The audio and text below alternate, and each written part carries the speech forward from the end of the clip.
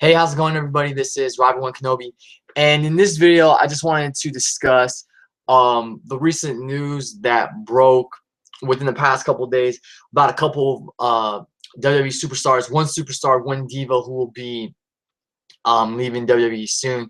As you can see by the title, you already know, you can already tell who it is. Let's start off with the most obvious one, and that is Brie Bella. Yesterday, Brie Bella said that she will be leaving WWE soon.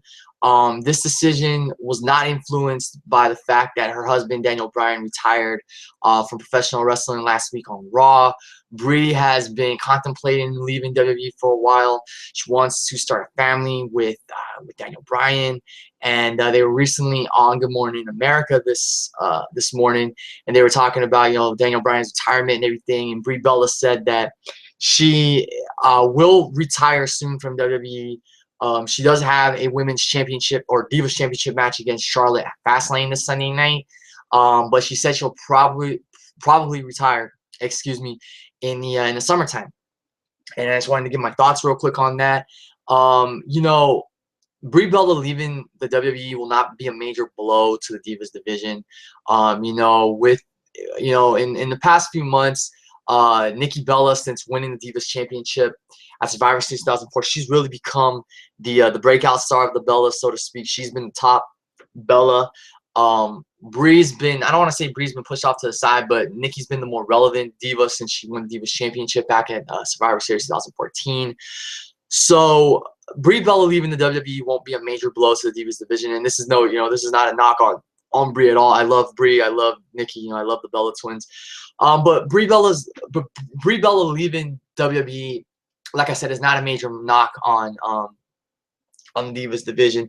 You've got Sasha Banks, Charlotte, Becky Lynch, you've got Paige, you've got Natalya, you've got Naomi, Tamina. You do have a strong roster of divas, so Brie leaving really is not gonna really won't leave a void or anything like that in the Divas division. I will miss Brie Bella when she leaves WWE. Good for her for making the decision that she wants to be with her husband and start a family. She's more than earned it with all the hard work she's put into WWE all these years. So yeah, excuse me. Yeah, I will miss Brie Bella when she leaves WWE, but I do hope to meet her and Nikki one day in the future. Those are two wrestlers, two WWE divas that I really hope to meet because I love the Bella twins. But yeah, we'll just see how things play out for Brie in these next few months before she retires. And we'll see how everything goes with her Divas Championship match against Charlotte at Fastlane. I'll talk more about that when I do my Fastlane predictions video later in the week. Now, the other wrestler who said they'll be leaving WWE soon, and this news just broke as of this morning, is Wade Barrett. And Wade Barrett leaving WWE sucks, but after I read why he's leaving WWE, I was really happy for him because he stood up for himself. He's taking a stand. NoDQ.com reported that Wade Barrett gave his notice to WWE. He should be leaving in June.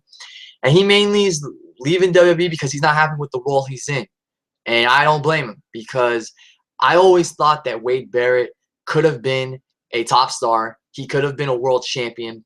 And WWE never gave him that opportunity. The one time they gave him an opportunity, other than, well, the real one time they gave him an opportunity to shine and to really establish himself as a top player, as a future main event player, was when he was Bad News Barrett and when he was the Intercontinental Champion.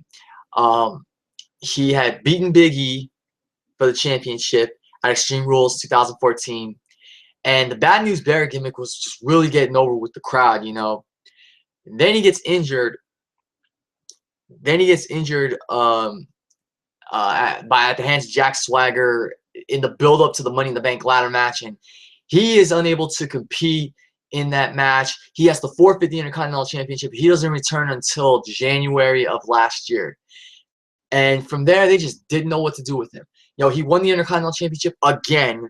He beat Dolph Ziggler to win it, and that made him a 5-time champion. But you can win the Intercontinental Championship 10, 20 times, but if you don't do anything with it, and if you don't do anything significant in any of those runs, then you've pretty much won that title for nothing. And that's the unfortunate thing. He prior to beating Big E, he had been a 3-time Intercontinental Champion. He beat Kofi Kingston twice actually. Once in 2011, the other in 2012. Then he lost the Intercontinental Championship to The Miz on the WrestleMania 29 pre-show. Won it back the next night. That was stupid. Why give The Miz the championship if he's gonna drop it the next night on Raw to Barrett? You know, that was really stupid. I think Barrett should have held on to the Intercontinental Championship from December when he won it at TLC 2012 until maybe Payback or Money in the Bank. Or maybe Payback, yeah. And then at Money in the Bank, he could have gone on in the ladder match and won it instead of Damian Sandow and cashed it in and won the World Heavyweight Championship or the WWE Championship, whichever he decided to go after. But yeah, you know, it's a shame that WWE never gave Wade Barrett a chance to shine. You know, I remember him coming into the WWE with the Nexus, and I remember just seeing him, and I said to myself, you know what, that guy has the look of a future main eventer. Like, I like Wade Barrett. I want to see where they go with him. And, you know, he had the feud with Cena. He was in the six-pack challenge for the WWE Championship and Night of Champions 2010. But he never really, like, took off. You know, he was kicked out of the Nexus. He formed the core with Justin Gabriel and Heath Slater, and I believe Ezekiel Jackson was in that group too. He never really took off. And then when he got injured in 2012, he developed this bare knuckle fighter gimmick, which I was really looking forward to. He was still Wade Barrett, and then in 2014 or early 2013, he started coming up with the Bad News Barrett gimmick, which I thought was stupid at first, but then it grew on me. And you know, I just honestly feel like WWE dropped the ball with Barrett one too many times. 5 times he's been Intercontinental Champion, and honestly, none of those reigns have meant anything except for the small push he was getting after he beat Big E in 2014. Who knows what would have happened had he not been injured? You know, injuries can happen at any time. It's not his fault he got injured. It's not WWE's fault he got injured. You know, Jack Swagger injured him. He had to take time off. So I honestly feel like, yeah, you know, I'm happy for Wade Barrett that he's going to leave WWE. I think it sucks he's going to leave WWE, but I'm happy for him for why he's leaving, because he's not happy with the role he's in. I mean, he's in the League of Nations. It's a group of international stars that have no direction. And they were basically, at the time, built up for established for Roman Reigns to bulldoze through all of them when he was feuding with the Authority. Now that pretty much has ran its course. League of Nations is constantly facing the same team, whether it's the Usos, Lucha Dragons, etc. So yeah, I mean, for Barrett, it's unfortunate that he has to leave WWE, but like I said, I'm happy that he's leaving. Why he's leaving WWE? Because he's not happy with the role he's in. And I agree. By now, he should have been a main event player. He should have been at least World Heavyweight Champion twice. Yo, 5 Intercontinental Championship reigns don't really mean much if you don't do much in any of those 5 reigns. So, you know, I don't know if he's going to wrestle in the Independence, if he's going to go to Ring of Honor, if he's going to go to Lucha Underground. He shouldn't go to TNA, that's for sure. TNA, I don't know how long they're going to last. But, yeah, that's pretty much all I have to say, guys, about Brie Bella and Wade Barrett leaving the WWE soon.